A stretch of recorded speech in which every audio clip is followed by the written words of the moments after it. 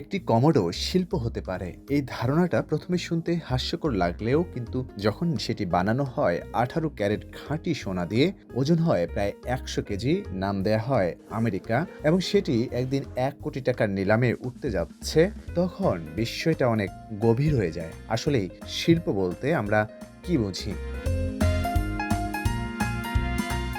Italian শিল্পী মরিজিও ক্যাটেলান 2016 সালে বানিয়েছিলেন এই ভাস্কর্য। একটা পুরোপুরি কার্যকরী টয়লেট, পুরোটা সোনার তৈরি। শুধু সোনার চকচকে রং নয়, সত্যিকার অর্থেই ব্যবহারযোগ্য কমোডিটি। ক্যাটেলানের ব্যাখ্যায় এটি আমেরিকার প্রতিচ্ছবি, যে দেশে সম্পদের প্রাচুর্য কিন্তু ন্যায়ের বন্টন অনুপস্থিত, যেখানে গোল্ডেন অপরচুনিটি মানে প্রায়শই কেবল গুটিকয় ধনীর জন্য। আমেরিকার দুটি সংস্করণ 2016 সালে তৈরি করা হয়েছিল, যেটি এবার নিলামে উঠছে। সেটি 2017 সাল থেকে অজ্ঞাত সংগ্রাহকের কাছে রয়েছে। অন্য সংস্করণটি 2016 সালে নিউ ইয়র্কের গুগেনহাইম জাদুঘরের একটি বাথরুমে প্রদর্শনের জন্য স্থাপন করা হয়। সেখানে 1 লাখের বেশি দর্শক সারি বেঁধে এসেছিলেন সোনার টয়লেটে বসার অভিজ্ঞতা নিতে। ক্যাটালান শুধু বিতর্ক সৃষ্টিকারী নন, বরং অত্যন্ত সফল শিল্পী।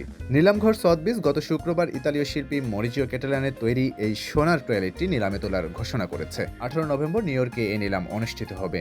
এই টয়লেটেরই অনুরূপ একটি সংস্করণ 2019 সালে ইংল্যান্ডের বিখ্যাত ব্লেনহাইম প্রাসাদ থেকে চুরি হয়ে বিশ্বজুড়ে আলোচনায় আসে।